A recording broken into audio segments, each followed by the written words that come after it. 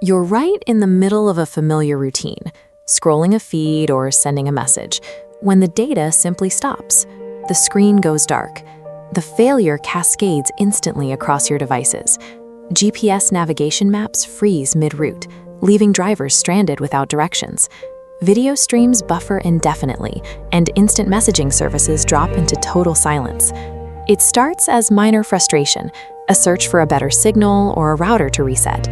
But as the minutes pass and every device in the house remains offline, the scale of the problem becomes clear. This isn't a local glitch. It's a total systemic blackout. The central infrastructure of modern life has been severed. Now we have to find out if civilization can actually function for 24 hours without the digital world that holds it together. The internet is a massive physical machine of glass, copper, and concrete that spans the entire globe. This 3D diagram shows the physical grid scale. Millions of miles of fiber optic cables cross the ocean floor, linking continents to massive server farms. Every second, staggering volumes of data, measured in exabytes, move through these pathways to keep global logistics alive. Humanity has wired its daily survival to this physical grid. When it fails, the outage isn't just a technical inconvenience. It becomes a direct threat to the infrastructure we rely on for food, power, and safety. As the data vacuum sets in, the institutional world begins to seize. Global commerce and financial markets, which rely on split-second digital exchanges, come to a dead stop. At the checkout counter, the failure is immediate. Digital payment gateways are severed, freezing credit card transactions and leaving retail stores unable to process even the simplest sales. This disruption ripples through the supply chain.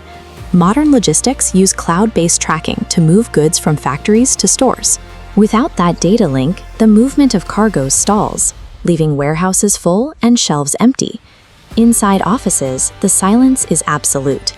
Corporate infrastructures and remote work environments are paralyzed without access to the centralized servers that house their entire workflow. The modern economy is built on the assumption of instant data. When that assumption is proven wrong, the digital outage quickly becomes a very real crisis of physical logistics.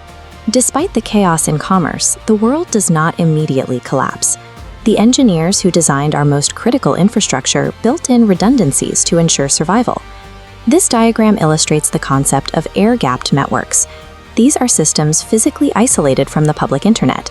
Hospitals and emergency centers often run on these closed loops, allowing life-saving medical equipment and internal databases to continue functioning entirely offline.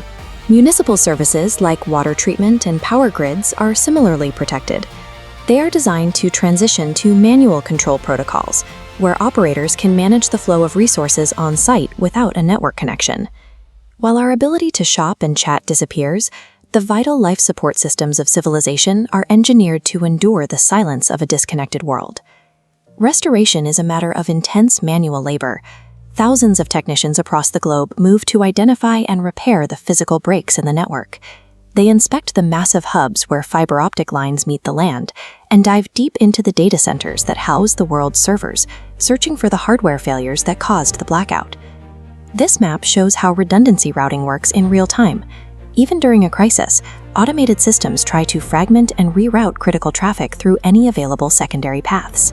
It's a slower, strained connection, but it keeps the core of the network from dissolving.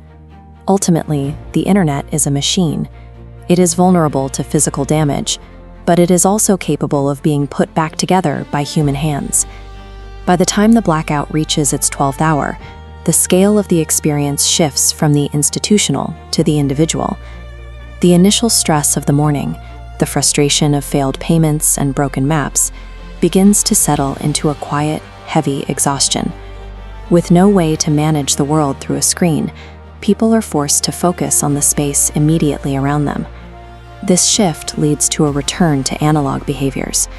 Without the ability to scroll or stream, families find themselves navigating the day with the physical tools left behind, reading books, using paper maps, or simply talking to one another without the interruption of a notification. The morning's panic is replaced by a localized form of survival.